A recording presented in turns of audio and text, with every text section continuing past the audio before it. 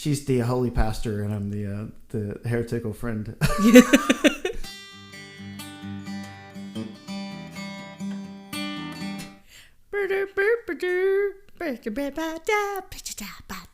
Fractured faith, yeah. Welcome, you guys, to Fractured Faith, a Mosaic of Belief. This is your host, Joshua Hopping. And I'm Angel Ford. And we're here to talk a little about rethinking the way of Jesus through exploring the biblical and historical context for different church doctrines, along with thinking about the practical implications of these doctrines in our mental health, how we live our lives, just why people are leaving the church altogether at the same point. Should be quite the journey. This is our introduction kind of, hi, we're here podcast. This is who we are. So we're going to kind of introduce ourselves a little bit and hopefully give you a little bit of a teaser of what is to come with this one. So Angel, why are you here? What a great question. Aside from the fact that I'm a tag-along friend and enjoy doing things that my friends ask me to do with them, because Joshua was the one who, this is his brainchild, and he wanted me to come along and do this with him for my own background reasons. But I think one of my biggest hearts in Christianity is really just untangling, one, what does it mean to be a Christian? How's that involved? And being a mental health counselor, the implications that it has on others and ourselves, and just contextually within America, what it means to be a Christian. Well, yeah, I think in America, especially the word Christian can mean so many different ways. Totally, right? So many different things. So many different things. We'll have to unpack that as we get into it. That's its own episode. 5 episodes? An episode per letter. Right. Let's pack this one down. My background and why I'm doing this and why I kind of twisted Angel into actually coming along with me. Arm twist. So for me, I grew up in and around the church, loved Jesus in Nazareth from an early age, been around. But the last probably, since 2016-ish, about 10 years or so, really seen a fracturing of my faith and fracturing of kind of the context of American evangelicalism, of how things were, and having to go back and rethink a lot of the different church doctrines, a lot of the church views on things, and really kind of be a little bit broader about what's happening with that. Now, some of that actually started, I say 10 years, 2016, and it really was where it got fractured.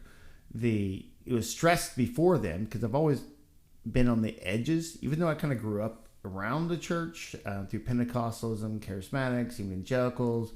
There's a lot of in-groups and out-groups, and definitions shift and change.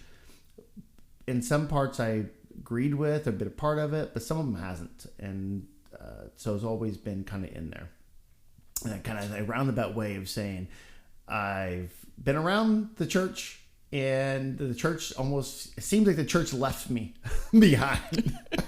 It's so sad. It is. It kind of goes to it. And it may be a cliche at this moment, but when you have, 82% of the church back a certain political party, Trump in 2016 and again now in 2024, and a lot of the different viewpoints that they have kind of went after it's hard not to be fractured on there, because and I get more context. When I was a kid growing up, character was so important, and I remember the President Clinton and some of the things that were happening with him in the White House, and hearing faith leaders and my parents and faith leaders always talking about how important characters is to the president.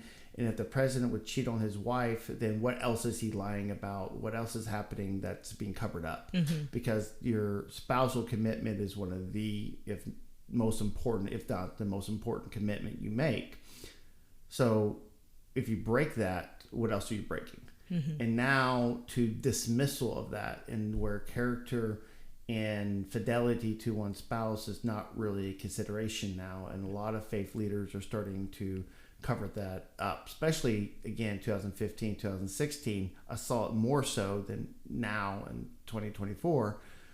And I remember, for example, there was a theologian by the name of Wayne Grudem who wrote an article that was talking how the only the only choice a Christian had was to vote for Trump in 2016. And he's like, if you are a Christian, this is it. And he had a whole article, theological background of why that was the only choice Christians had to make. This was not a lesser of two evils. This was a, black and white. This is it. No gray, nuance, nothing. Hillary Clinton, who was running against Trump at the time, that was a non-starter, and you were unable to be a Christian at that point. Wayne Grudem was a theologian who I've actually read his systematic theology book. I've actually been familiar with him, and I had some disagreements with him on women in ministry, but overall was well respected. And so when I read those articles that he was coming out, and the information was very, very hard to be able to say, whoa, wait a minute. Because at that time, I had actually got to know a lot of people, even on the Democratic side, who were Christians. Mm-hmm. Amazing. Think about that. You could be a Christian, a Democrat. Who would have thought it? Who would have thought that, right? But heaven forbid, also be independent. But yeah, it really is. It's like, I remember this again. This is from my childhood growing up. It's like, you were a Republican in the 80s and 90s, and if you're a Christian, that was it. And you, even today, like, you cannot be a Christian and vote against the Republican Party. Right.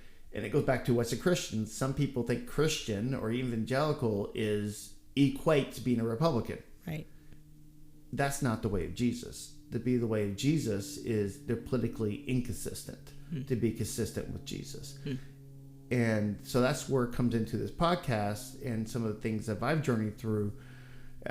We used to have a small micro church that met at our house. There's about 6 or 7 of us. We talked about being holy heretics, which I actually found out that that's actually a podcast. Yeah, they took it. We couldn't do that one. We couldn't do that one. Worth going on. Go check out Holy Heretics. Definitely a great little podcast. But at the time, we had my wife and I had a different kind of a small group micro church, and where we just unpacked different church doctrine about hell, or read the Bible, or about the atonement, or about LGBT, or about the Trinity, or different things. And we just talked about it, and we discovered that there really is a mosaic of beliefs out there. Mm-hmm. There's a lot more under the umbrella of Christianity, of following Jesus of Nazareth, than a lot of us grew up knowing.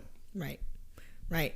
And I think you and I, we landed in this in 2 very different ways, because it sounds like with you and your journey with the fractured faith, it was much more like cultural and political and what was going around you, versus I think mine was more of like a personal, like internal reflection of what was going on within me.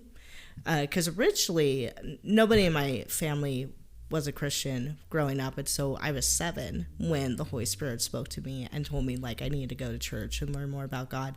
And eventually in middle school, I landed in a very small, conservative, holiness Pentecostal church, and that's where I landed with like a lot of like my community. And there's a lot of beautiful people within that church denomination. But from there until I was in my early 20s, like that's where I got a lot of my doctorate and understanding of God. And it was very just like singular. And I would say like the message I got within that denomination was that like, you could be outside this denomination and still be a Christian. But I didn't always like believe that they meant that. Maybe some of the people did, but there was definitely kind of this vibe of like, if you go to church, that's fine, but it's better if you come to this church. I remember those. Yeah. Especially if you're a high church, like a Catholic or a Lutheran. Oh. Sure. And I don't want to like, bash anybody who belongs to that denomination, because, again, a lot of beautiful people, very fundamental in just my upbringing. And yeah, so we're all on our faith journeys, and I wouldn't even say that I stopped believing in all of their doctrine, because I didn't, but there were definitely some fundamental parts of that church that I just changed my mind about.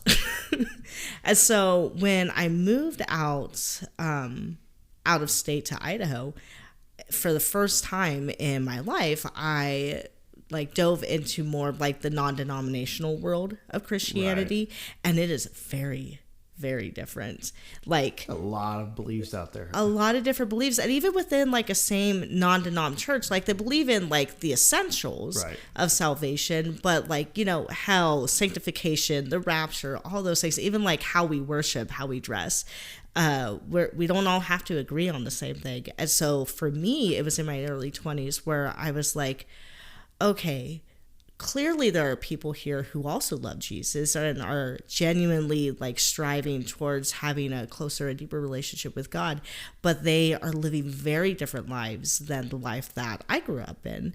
And they still seem like, you know, like they have something. So for me, that was the beginning of starting to self-reflect, of being like, okay, these things I held on as like capital T truths, are those real? And so for the first time, I became more independent in researching on my own of what do I actually believe in versus what was I told to believe. Right. I think being able to having contact with people outside of your small community does have a way of making you go back and think through things. Right. Which is a good thing. Yeah.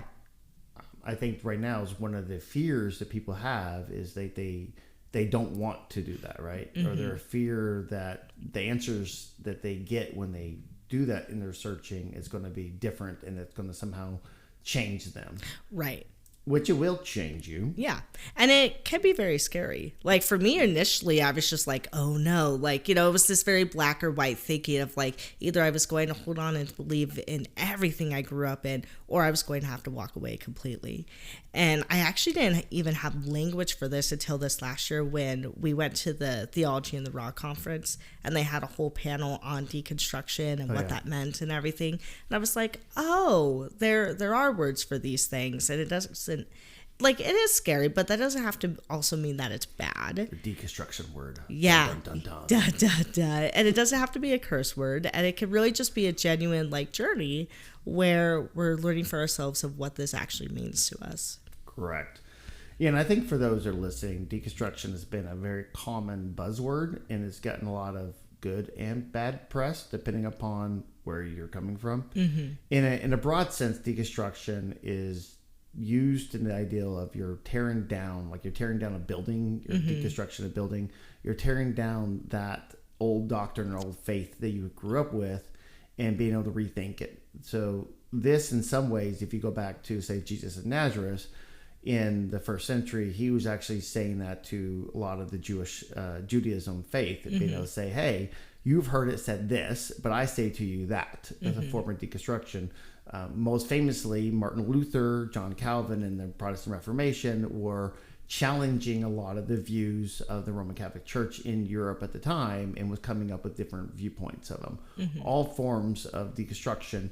Recently in American Christianity, specifically within the fundamental evangelical kind of Pentecostal charismatic world, and we'll have to unpack some definitions later on, but in that typical world, a lot of people using the deconstruction because, again, they're thinking through and they're coming out of a, kind of like you were. They were coming out of a very kind of a group of good Jesus followers. They're kind of insulated in this group. You have some thoughts, and then you get in your 20s and 30s and you start expanding and hearing things happen, and then all of a sudden you're like, oh, wow, like, wait a minute, stop and think through that. Right. Now, the challenge is the reconstruction. And I think that's one of the things, Angel, I think me and you both talked about this, is we both get a little bit upset with speakers, especially on the deconstruction side, if they always talk about deconstruction. Right.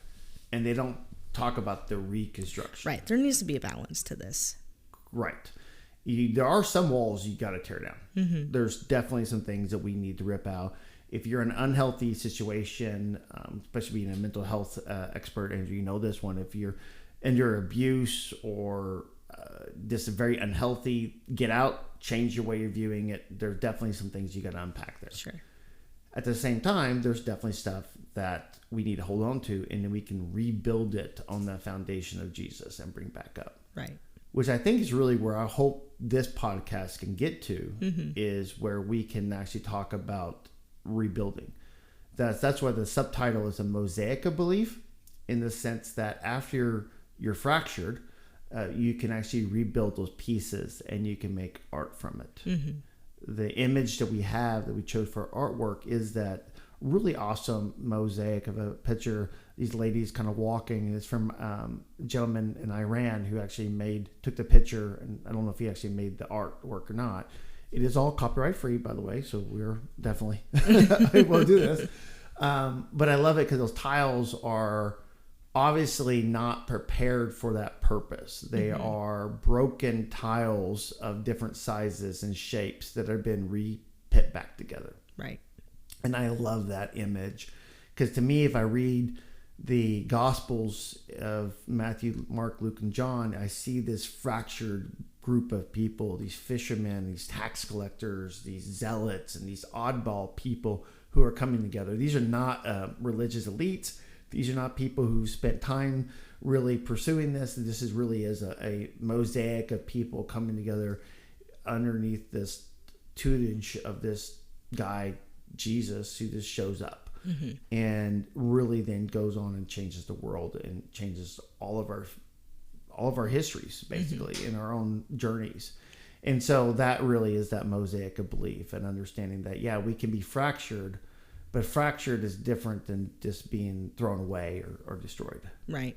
And I think, I don't know if it's because I see things from like more of a systems perspective. Also, the idea of like the mosaic, I also see those pieces not only like internally, but like interpersonally, is that we can all come together with our different beliefs and still have like, like communal discord, where we can land in different places and still have conversations around it, which is why I really appreciate my, conceptually the non-denominational church, where it's like we don't have the same beliefs. And like even you and I, we've been on similar journeys in the way of like deconstructing, reconstructing, but you and I have landed in very different places. Very. And how we like read the Bible and understand the Bible. Gosh, what was I going to say? Yeah, you guys are in for a treat if you hang around. Yeah, I think we agree on not even all the fundamentals of Christianity, and we'll talk more about that. But so I'm the heretic of the group. Yes, well that was what I was gonna say is, you definitely land on a non-conservative like end of the scale when it comes to Christianity. And probably from your vantage point, I am more conservative, but I'm also a female pastor. So for a lot of people who are actually conservative, I'm quite liberal. So we have someone like you who lands pretty well in like the almost heretic box, and then me who parts of me land in certain boxes and other parts do not.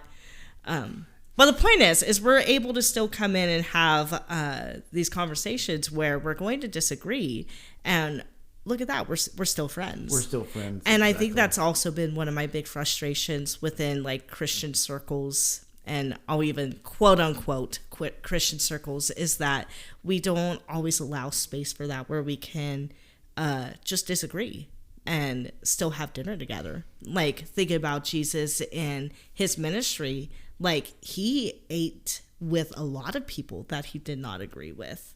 Yes. Yeah, he hold that tension well, right? Right. He was a friend to sinners and tax collectors, and a friend to the religious elites and the Pharisees at the same time. Right. So you have to have it in that tension there, and right. I love that too. And for those listening, it's heretics with a lower H, not a capital H. Oh, if you're still here, if you have not clicked off, if you're not clicked off yet, the difference being that capital H gets into a lot more about the deity of Jesus and such. The lower H's are about open-handed items. Right. I am too conservative for most liberals, but I'm way too liberal for most conservatives. Right. So I'm a counterbalance, and I love that. Which we're Angel and I have good joking with this too. So she's the holy pastor, and I'm the heretical friend. And we're on the podcast. How's that one? Hopefully we'll get some good banter, and we'll actually pull out some of these topics for you guys as well. And that's looking where we're going. So that's a little bit about our journey here. We want to be able to talk through some of these items. We have different topics that we've been talking about, like what does it mean to be a Christian? Mm-hmm. What, defining what that means about it, or evangelical Christian, or just different terminologies.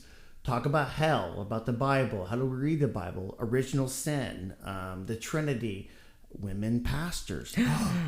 Yes. I don't believe in them. The LGBT and the faith, racism. What about universal health care, if we're coming to them? Or a lot of times you see on the description, I call myself a Christian mystic. And what does that mean, right? And those are terminologies that a lot of people don't see together as well. So we have a lot of different topics that we'll be able to talk about. We're not going to land on the same places. Nope. Which is great, a mosaic of belief. And hopefully for you all listening, you'll be able to hear some more about what are some of the historical background to these concepts. Mm-hmm. How have the church historically answered or thought about these in different ways? Because it's not simple. One of my passions is history, church history, and the nuances of things. Mm-hmm. And I think as we kind of bring out the nuances, everybody will start seeing that it's a lot wider faith than we give it credit for. Right. And that's a good thing. But we all love Jesus. Yes. And we all love the scriptures. We're all trying to walk day by day after that. But we don't have to, when we're in our deconstruction, we don't have to just throw away and walk away from Jesus. Right. We don't have to throw out the baby with the bathwater. There you go. There's a great story with that one. See, this is my history, though. I'm thinking about, I get the big tub with all the water, right? Oh, rein it in. Okay, we won't go there. So we're going to wrap up right now and kind of thank you guys for joining us on this introduction to Fractured Faith and Mosaic of Beliefs. Hopefully you continue to turn in probably every 2 weeks. So we're kind of thinking about to be able to talk more about some different beliefs and different doctrines. Again, implications on our mental health, upon our lives, and just how we, just live. And so hopefully be very practical in its implications as well. Yep. Thank you guys. Thanks.